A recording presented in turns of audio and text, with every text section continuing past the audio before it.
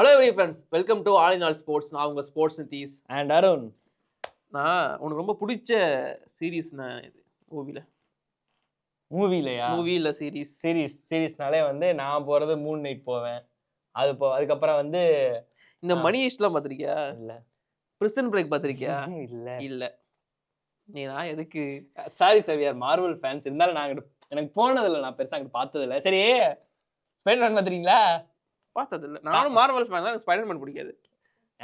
மார்வலோட one of bestest எல்லாருக்கும் பிடிச்ச ஒரு கேரக்டர் ஃப்ரெண்ட்லி நெய்பர்ஹுட் ஸ்பைடர்மேன் தான். திரும்பவும் சொல்றேன், மணி ஹெய்ஸ்ட், பிரிசன் பிரேக் மாதிரி எந்த சீரீஸுமே இது வரைக்கும் நான் வாழ்க்கையில நானும் சொல்றேன், மார்வல் மாதிரி வேற எந்த இதுவும் வராது. அதுக்கு டிசி ஃபேன்ஸ் வந்து கொந்தளிச்சு வராதீங்க. கூடிய சீக்கிரம் அதுக்கு தான் இந்த வீடியோவும் இல்ல. இது எதுக்காக அப்படின்னா, இந்த மாதிரி இதை பாத்தியா அதை பாத்தியான்னு இப்ப கிளம்பி வருவாங்க. முக்கியமா சாம்பியன்ஸ் டிராஃபி ஆரம்பிக்கிற சமயத்துல இந்த சாம்பியன்ஸ் டிராஃபி இது வரைக்கும் யாரெல்லாம் வின் பண்ணிருக்காங்கன்னு தெரியுமா? யாரெல்லாம் இதை வந்து பிளேயர் ஆஃப் த சீரிஸ் வாங்கியிருக்காங்கன்னு தெரியுமா? இந்த மாதிரி பல கேள்விகள் உங்க ஃப்ரெண்ட்ஸ் உங்ககிட்ட கேட்கலாம், இல்ல உங்களுக்குள்ளே தோணி இருக்கலாம். ஸோ அதெல்லாம் சொல்றதுக்காக தான் இந்த வீடியோ. இது வரைக்கும் சாம்பியன்ஸ் டிராஃபி எந்தெந்த டீம் வின் பண்ணிருக்காங்க, எந்தெந்த வருஷம் வின் பண்ணிருக்காங்க, அந்த டீமோட கேப்டனா யார் இருந்திருக்காங்க, ஒரு கேப்டனா டிராஃபி தூக்குனது யாரு, அண்ட் அதுல player of the series, player of the tournament யாரு, எல்லாமே உங்களுக்காக இந்த வீடியோல நாங்க சொல்ல போறோம். ஆமா, இது வந்து முக்கியமா வந்து இவர் யாருன்னு தெரியுமான்னு கேட்பாரு. நான் தெரிஞ்சோ தெரியாத மாதிரி தான் சொல்ல வேண்டியது இருக்கு. அப்படிலாம் நினைக்காதீங்க, எனக்கு தெரிஞ்சா நான் சொல்லிடுறேன். அவ்வளவுதான். சும்மா ஃபில் இன் தி பிளாங்க்ஸ் மாதிரி. இல்ல முன்னாடி போறதுக்கு முன்னாடி டிஸ்க்ளைமர் போட்டிருக்கேன். அவ்வளவுதான். ஓகே. நான் சாம்பியன்ஸ் டிராஃபி அப்படிங்கிறது அது எப்படி உருவாச்சு அப்படிங்கிறதுக்கு நாங்க தனியா ஒரு வீடியோ போட்டிருக்கோம். நீங்களும் பார்க்கலன்னா பார்த்துட்டு வந்துருங்க, இல்ல இதை பார்த்துட்டு கூட போய் பாருங்க. உங்களுக்கு இன்னும் டீட்டெயில்டாவே இந்த வீடியோ புரியும். ஃபர்ஸ்ட் வந்து 1998 வரும். அப்ப வந்து ஐசிசி நாக் அவுட் டிராஃபி அப்படிங்கிற பேர்ல தான் சாம்பியன்ஸ் டிராஃபி அப்படிங்கிறது ஒண்ணு உருவாக்குறாங்க. எதற்காக அப்படின்னா, வேர்ல்டு கப் 4 வருஷத்துக்கு ஒரு வாட்டி தான் நடக்குது. அதுக்கு இடையில நமக்கு வந்து ஃபண்ட் வேணும் அப்படின்னு சொல்லிட்டு ஐசிசி அந்த ஃபண்ட் ரைஸ் பண்றதுக்காக தான் இந்த ஈவெண்ட்டை கொண்டு வராங்க. நடுவில் தான் போய் கேட்டா காசு இல்லப்பா அப்படின்றாங்க. அந்த நாக் அவுட் டிராஃபி என்ன மெத்தட் அப்படின்னா, எல்லா மேட்சுமே நாக் அவுட் மேட்ச் தான். தோத்தா வெளியே அப்படிங்கிற ஃபார்மேட். சாம்பியன்ஸ் டிராஃபி சொல்லாதீங்க, முன்னாடி நாக் அவுட் டிராஃபி 2 வருஷத்துக்கு அப்புறம் தான் சாம்பியன்ஸ் டிராஃபி அப்படின்னு மாத்துறாங்க. அதாவது சாம்பியனான டீம்ஸ்க்கு நடக்கிற டிராஃபி அப்படிங்கிற மாதிரி. அதனால சாம்பியன்ஸ் டிராஃபி. ஆமா, அது மினி வேர்ல்டு கப் கூட சொல்லுவாங்க. சோ 1998 தான் ஃபர்ஸ்ட் இத ஆரம்பிச்சாங்கன்னு நான் சொல்லியிருந்தேன். அந்த வருஷத்தோட இனாகுரல் சாம்பியன் யாரு அப்படின்னு பாத்தீங்கன்னா, அதாவது ஐசிசி நாக் அவுட் டிராஃபி வாங்குனது யாரா இருக்கும்? South Africa. என்ன எங்க எங்க எல்லாம் ஃபேன்ஸையும் கூப்பிடுங்க. எங்க டிராஃபி இல்லைன்னீங்களாம்ல. நாக் அவுட்ஸ் பாருங்க, நாக் அவுட்ஸ்ல சோக் பண்றேன்னு சொன்னாங்கல்ல. நாக் அவுட்ஸ்ல டிராஃபி வாங்கி இருக்காங்க. ஐசிசி ஈவென்ட் வந்துட்டாலே சவுத் ஆப்பிரிக்கா ஒரு சோக்கர்ஸ் அப்படிங்கிற மாதிரி தான் இப்போ வரைக்கும் சொல்லப்பட்டு இருக்கு.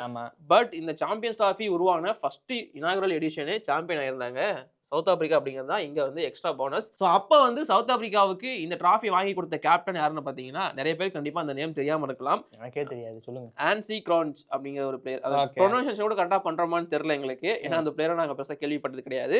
ஸோ அவர் தான் கேப்டனா இருந்து வாங்கி கொடுத்துருக்காரு. பாருங்க, நமக்கு பெருசா கிரிக்கெட் ஃபேன்ஸுக்குன்னு பெருசா யாருமே அந்த பேர் தெரியாது. ஆனா அந்த மனுஷன் தான் முதல் கப்பு சவுத் ஆப்பிரிக்கா வாங்கி கொடுத்துருக்காரு. அதுக்கப்புறம் கப்பே இல்ல. என்ன சாப்பிட்டு போனாரோ தெரியலையே. சரி, ஓகே. அந்த டோர்னமெண்டோட பிளேயர் ஆஃப் த டோர்னமெண்ட் வந்து எல்லாருக்குமே தெரிஞ்சு ரொம்ப ஃபேமஸான, எனக்கும் ரொம்ப பிடிச்ச ஒரு ஆல்ரவுண்டர் தான். அப்ப கண்டிப்பா காலிஸா தான் இருக்கும். எஸ், ஜாக்கஸ் காலிஸ் தான் அந்த டோர்னமெண்டோட player of the tournament. And ஃபைனல்லையுமே தலைவன் தான் சம்பவம் பண்ணியிருக்காரு. ஸோ பிளேயர் ஆஃப் த ஃபைனலுமே அவர் தான் இருக்காரு 1998ல. மாலாந்தோல கோட் ஆஃப் த ஆல்ரவுண்டர்னு சம்பவம் பண்ணார். நிஜமாவே செம்மையா பண்ணிருப்பாரு. அது இல்லாம 2 வருஷம் கழிச்சு 2000ல திரும்பவும் ஐசிசி நாக் அவுட் டிராஃபி அப்படிங்கறத கொண்டு வராங்க. அப்ப எக்ஸ்ட்ரா ஒரு டீமை ஆட் பண்ணி 10 டீமா கொண்டு வந்து ஆட வைக்கிறாங்க. ஸோ அப்ப வந்து சாம்பியன் ஆயிருந்தவங்க யாரு அப்படின்னு பாத்தீங்கன்னா, நியூசிலாந்து. அதாவது ஐசிசி ஈவென்ட்ல சொதப்புற இன்னொரு டாக் ஹார்ஸ் அப்படின்னு சொல்லுவியா, ஸோ அவங்க தான். ஓ, இப்படி வந்துட்டீங்க சொல்லுவியா அப்படின்னா அடிக்கடி சொல்லுவேன். அந்த ரைட்டா அவங்க டாக் ஹார்ஸ்ங்க, டாக் ஹார்ஸ் அவ்வளவுதான். பிளாக் கேப்ஸ் தான் வந்து அப்போ சாம்பியன்ஷிப் அடிச்சிருந்தாங்க. I mean ICC knock out trophy win பண்ணியிருந்தாங்க 2000ல. ஸோ அப்போ அந்த டீமோட கேப்டன் யாரு அப்படின்னு பாத்தீங்கன்னா, சிஎஸ்கேவோட ஹெட் கோச் ஃபிளெமிங். எஸ், அந்த வருஷம் தரமான வருஷம். அவங்களுக்கு அந்த 2000ல இருந்து 2005 வரைக்கும் பொண்ணான வருஷம் தான். 2-3 பிளேயர்கள் 4-5 பிளேயர்கள் பயங்கரமா கிடைச்ச ஒரு வருஷம். ஆனா அந்த டோர்னமெண்ட்ல யாருக்குமே பிளேயர் ஆஃப் த டோர்னமெண்ட் அப்படிங்கிற ஒரு அவார்ட் பர்டிகுலரா கொடுக்கல. ஓ மை காட் அப்படிங்கிறதா சொல்லியிருக்காங்க. பட் அதிக ரன் அடிச்ச பிளேயர் வந்து இந்தியாவை சேர்ந்த ஒருத்தர் தான், Sourav Ganguly. Yes, unexpected seriously. நான் உண்மையா தான் சொல்றேன், அது பார்க்கவே கிடையாது. இந்த லிஸ்ட் வந்து எனக்கு மட்டும் தான் தெரியும், அருணுக்கு தெரியாது. சீரியஸா தெரியவே தெரியாது. அது இல்லாம 2002 அதுல இருந்து 2 வருஷம் கழிச்சு அப்பதான் சாம்பியன்ஸ் டிராஃபி அப்படிங்கிற பேர் வந்து உள்ள கொண்டு வரப்படுது. சோ அபிஷியலா சாம்பியன்ஸ் டிராஃபி அப்படிங்கிறது இதுல இருந்து ஆரம்பிக்கிறாங்க 2002ல இருந்து. அண்ட் அப்ப இருந்து மினி வேர்ல்டு கப் அப்படிங்கிற பேருமே இதுக்கு இருக்கு. சோ 2002ல வந்து யார் வின் பண்ணிருப்பாங்கன்னு நினைக்கிறேன்? 2002ல வந்து 2 வின்னர்ஸ். அப்ப ஈஸி. இந்தியா 2 வின்னர்ஸ் கேட்கலாம். இது வந்து 2002 வந்து ஸ்ரீலங்கால தான் டோர்னமெண்ட் நடந்துச்சு. அவங்க தான் ஹோஸ்ட் பண்ணாங்க. அப்ப வந்து சரியான மழை. அப்ப கண்டிப்பா நம்ம டிசம்பர் டைம் தான் வச்சிருப்பாங்க. ஃபைனல் வந்து ஸ்ரீலங்கா வெஸ் இந்தியா தான். ஃபைனல் ஃபர்ஸ்ட் நாள் வந்து ஸ்ரீலங்கா 50 ஓவர் ஆடுவாங்க. அதுக்கப்புறமா இந்தியா 2 ஓவர் ஆடுறப்போ மழை வந்துடும். சோ அதனால மேட்ச் வந்து அபாண்டன் ஆயிரும். அடுத்த நாள் ரிசர்வ் டே இருக்கும் இல்லையா? சோ திரும்பவும் அப்ப வந்து ஸ்ரீலங்கா வந்து 50 ஓவர் ஆடுவாங்க. இந்தியா ஒரு 8 ஓவர் கிட்ட ஆடுவாங்க. திரும்பவும் மழை வந்துடும். என்னங்க நியாயம் அது அப்படின்ற மாதிரி இருக்குது. இதெல்லாம் என்னங்க நியாயம்? நாங்க மட்டும் 50 ஓவர் விளையாடுறோம், அவங்க மட்டும் வெறும் 10 ஓவர் தான் விளையாடுறாங்க. அது அவங்க ஊர் மழையை தான் அவங்க கேட்கணும். ஸோ அதனால மேட்ச் அபாண்ட் ஆயிட்டு ரிசல்ட்டே வராத காரணத்தினால 2 பேருக்கும் டிராஃபி வந்து ஷேரிங் அப்படிங்கிற மாதிரி கொடுத்துட்டாங்க. அவன் சங்ககரா ஜெயவர்தன் எல்லாம் பொழந்து அடிச்சுக்கிட்டு இருப்பாங்க அந்த வருஷம்லாம். ஆனா அப்போ வந்து கேப்டன் அவர் கிடையாது. அப்போ இந்தியாவோட கேப்டன் வந்து கங்குலி. எஸ், சௌரவ் கங்குலி. சரி. ஸ்ரீலங்காவோட கேப்டன் வந்து சனத் ஜெயசூர்யா. ஓ, ஓகே ஓகே ஓகே. அந்த 2 பேரும் தான் டிராஃபியை வந்து ஷேர் பண்ணியிருப்பாங்க.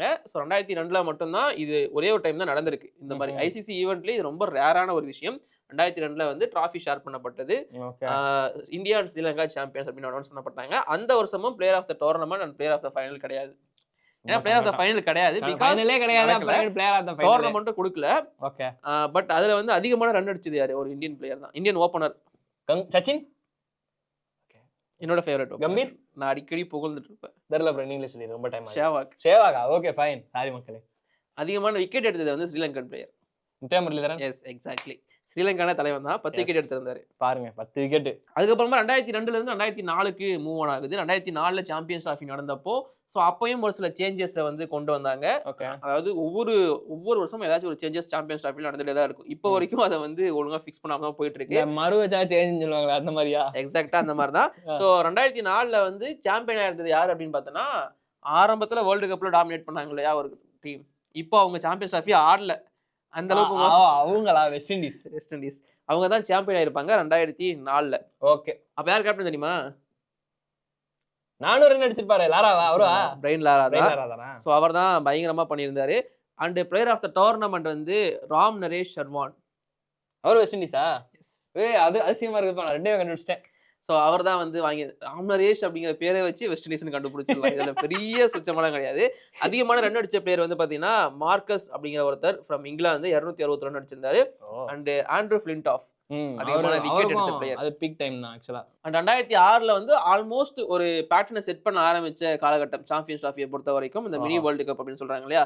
அப்ப வந்து சாம்பியன் வந்து ஆஸ்திரேலியா. அப்ப கண்டிப்பா வந்துட்டாங்க உள்ள. அவ்வளவுதான். அப்புறம் அந்த கேப்டன் வந்து பாண்டிங்கா தான் இருப்பாரு. ரிக்கி பாண்டிங் தான் கேப்டன். அப்புறம் என்ன பிளேயர் ஆஃப் த டோர்னமெண்ட் வந்து கிறிஸ் கெயில். அண்ட் ஒரு டோர்னமெண்ட்ல அதிகமான ரன் அடிச்ச பிளேயர் அப்படின்னு யாருன்னு பாத்தீங்கன்னா அது கிறிஸ் கெயில் தான். ஒரு சாம்பியன்ஸ் டிராஃபி டோர்னமெண்ட்ல அதிக ரன் அடிச்சது வந்து கிறிஸ் கெயில் 474. அது இந்த வருஷம் தான் வந்திருந்துச்சு 2006. அண்ட் இன்னொரு ஸ்டாட் வந்து என்ன அப்படின்னு பாத்தீங்கன்னா ஓவராலா சாம்பியன்ஸ் டிராஃபில அதிகமான ரன் அடிச்ச பிளேயர் வந்து கிறிஸ் கெயில். இந்தியாவில இருந்து ரொம்ப அதிகமான ரன் அடிச்ச பிளேயர் அடுத்து நான் உங்களுக்கு சொல்றேன். சரி, okay fine. So Chris Gayle தான் அதிகமான ரன் அடிச்சிருந்தாரு.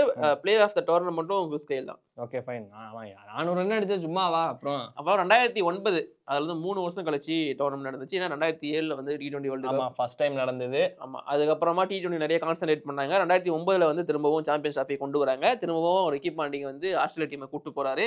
சாம்பியன்ஷிப் அடிக்கிறாரு. டைட்டில டிஃபெண்ட் பண்றாரு. சரி, ஓகே சந்தோஷம். ரிக்கி பாண்டிங் தான் அதிகமான டிராஃபி வின் பண்ண ஒரு கேப்டன். ICC captain. எஸ், எல்லாருக்குமே தெரிஞ்சிருக்கும். ஸோ அவர் தான் வந்து திரும்பவும் கேப்டனா பொறுப்பெடுத்து அந்த ஐசிசி சாம்பியன்ஸ் டிராஃபியை வந்து டிஃபெண்ட் பண்றாரு. அண்ட் அந்த சீசனை பொறுத்த வரைக்கும் அதுக்கு முன்னாடி 2006லயுமே ஷேன் வாட்சன் தான் பிளேயர் ஆஃப் மேட்ச் ஃபைனல்ல அடிச்சிருப்பாரு. இந்த 2009லயுமே ஃபைனல்ல ஷேன் வாட்சன் தான் அடிச்சிருப்பாரு. ஃபைனல்னாலே அடிக்கிறாரா மனுஷன். அண்ட் இந்த வருஷம் பிளேயர் ஆஃப் த டோர்னமெண்ட் வந்து ரிக்கி பாண்டிங் தான். யாருக்கிட்டையும் கொடுக்கல, நான் தான் அப்படிங்கிற மாதிரி செஞ்சுட்டு போனாரு. அருண், இப்போ நான் 2013க்குள்ள வரேன். எல்லாருக்கும் பிடிச்ச ஒரு டைம். எனக்கு இப்போ வரைக்கும் அந்த அஸ்வின் போடுற பால் நல்லாவே ஞாபகம் இருக்கு. அது என்ன அஸ்வின் போடுற பால்? ஹர்ஷா போகல கமெண்ட்ரி தெரியுமா?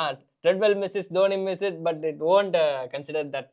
அண்ட் அப்போ இன்னொருமே ரொம்ப ஃபேமஸா போயிருந்துச்சு. அதாவது 3 ஐசிசி ஈவென்ட்லயும் டிராஃபி வின் பண்ண ஒரே கேப்டன் அப்படிங்கிற பெருமை வந்து தல தோனியே தான் சேர்ந்துருந்துச்சு. அதுதான் பொன்னான வருஷம் இந்தியாவுக்கு. 2013 சாம்பியன்ஸ் டிராஃபி அடிச்சது வந்து தோனி தலைமையிலான இந்திய அணி தான். அண்ட் ஓவராலா ரவீந்திர ஜடேஜா தான் ஃபைனல்ல வந்து பெஸ்ட் பிளேயரா வாங்கியிருப்பாரு. அந்த 3 பேர் அந்த பால்கனியில் நிக்கிற போட்டோ எனக்கு இப்பவும் பயங்கரமா ஞாபகம் இருக்கு. தோனி, சிக்கர் தவன், ஜடேஜா நிற்பாங்க. அண்ட் அந்த டோர்னமெண்டோட அதிக விக்கெட் எடுத்து கோல்டன் பால் வாங்கின பிளேயருமே ரவீந்திர ஜடேஜா தான். அண்ட் அந்த டோர்னமெண்ட்ல தான் யாரு அப்ப இருந்து தான் யாருங்கிறத வந்து சிக்கர் தவான் இந்த உலகத்துக்கு ப்ரூவ் பண்ண ஆரம்பிச்சாரு. ஐசிசி ஈவென்ட் வந்துருச்சுன்னா நான் அதாண்டா ராஜா அப்படிங்கறத ஆரம்பிச்சாரு. ஐ திங்க் கோல்டன் பேட்டா கோல்டன் பேட் அந்த டோர்னமெண்ட்ல வந்து ஷிகர் தவானுக்கு தான் கிடைச்சிருக்கும். நான் முன்னாடி சொல்லியிருந்தேன் இல்லையா, இந்தியாவில இருந்து அதிகமான சாம்பியன்ஸ் ட்ராஃபி அடிச்சிருக்கிற பிளேயர் வந்து ஷிகர் தவான் தான். அதுக்கப்புறமா 700 பிளஸ் 701 நினைக்கிறேன். அதுக்கப்புறமா தான் சௌரவ் கங்குலி 600 பிளஸ். வேற யாருமே அந்த லிஸ்ட்ல கிடையாது. Dhawan only. Left handers ruling that. Okay fine. அடுத்து லாஸ்ட் 2017ல நடந்துருந்துச்சு. இந்தியா சம்பவம் செஞ்ச நாள், பாகிஸ்தான் வந்து மறுபடியும் சரித்திரத்துல எழுதின நாள், சர்ஃப்ராஸ் அகமது வந்து ஒட்டுமொத்த பாகிஸ்தானுமே கொண்டாடப்பட்ட நாள். சர்ஃப்ராஸ் அகமது வந்து பாகிஸ்தான் ஒரு பெரிய கடவுளா பார்த்த காலகட்டம். சர்ஃப்ராஸ் அகமது தான் கேப்டன், சாம்பியன்ஸ் ட்ராஃபி அடிச்சு தூக்கி இருப்பாரு. அண்ட் காரணம் வந்து அவரா இருந்தாலும் பவுலர்கள் தான். பவுலர்ஸ் தான் முக்கியமான காரணம். அண்ட் ஃபைனலோட பிளேயர் ஆஃப் தி மேட்ச் வந்து ஃபக்கர் ஜமான். 100 ரன் அடிப்பாரு பும்ராவோட நோபால். ஐயோ, அந்த ஒரு நோபாலால ஒட்டுமொத்த லைஃப்மே போயிடும். அந்த டோர்னமெண்டோட பிளேயர் ஆஃப் தி டோர்னமெண்ட் என்னோட ஃபேவரட் ஹசன் அலி.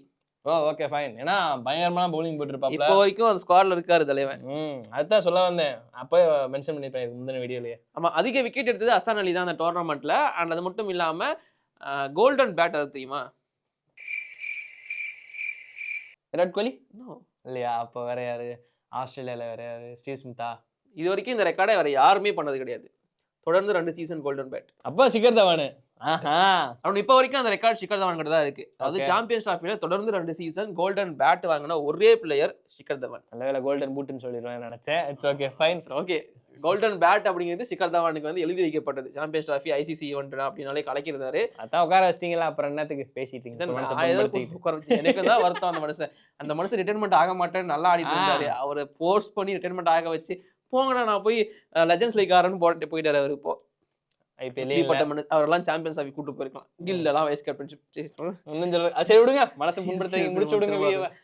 டிராஃபி எல்லாம் வின் பண்ண ஐடியாவே உங்களுக்கு கிடையாது இவங்களுக்குலாம். சார் அவங்களுக்கு தேவை பாக்ஸ் ஆபீஸ் பிளேயர் உள்ள இருக்கணும் சார். 2017 வரைக்கும் சாம்பியன்ஸ் ட்ராஃபி 8 எடிஷன் நடந்திருக்கு. இதுல 8 சாம்பியன் யாரு? 9 சாம்பியன் இருக்காங்க. அதுல 2 டைம் இந்தியாவுக்கு கிடைச்சிருக்கு. 2002ல வந்து ஈக்குவல் ஷேர் பண்ணிருப்பாங்க. அது இல்லாம 2013ல ஆஸ்திரேலியா வந்து 2 டைம் வாங்கியிருந்தாங்க. 2006 and 9. அண்ட் பாகிஸ்தான் தான் டிஃபெண்டிங் சாம்பியன்ஸ். அதை டிஃபெண்ட் பண்றாங்களா 2025ல? அது அவங்க ஊர்ல வேற நடக்குது. இதெல்லாம் பெரிய எக்ஸ்பெக்டேஷனோட வெயிட் பண்ணிட்டு இருக்கு. அவ்வளவுதான் இந்த வீடியோ. அப்புறம் ஏதாச்சும் வேணுமா? தாராளமா கிளம்பலாம். வேற ஏதாச்சும் சாம்பியன்ஸ் ட்ராஃபி பத்தின வீடியோ வேணும்னா மறக்காம கீழே கமெண்ட் பண்ணுங்க. கண்டிப்பா அதையும் உங்களுக்காக நாங்கள் கொண்டு வரோம். இப்போதைக்கு நாங்கள் கிளம்புறோம். பாய்.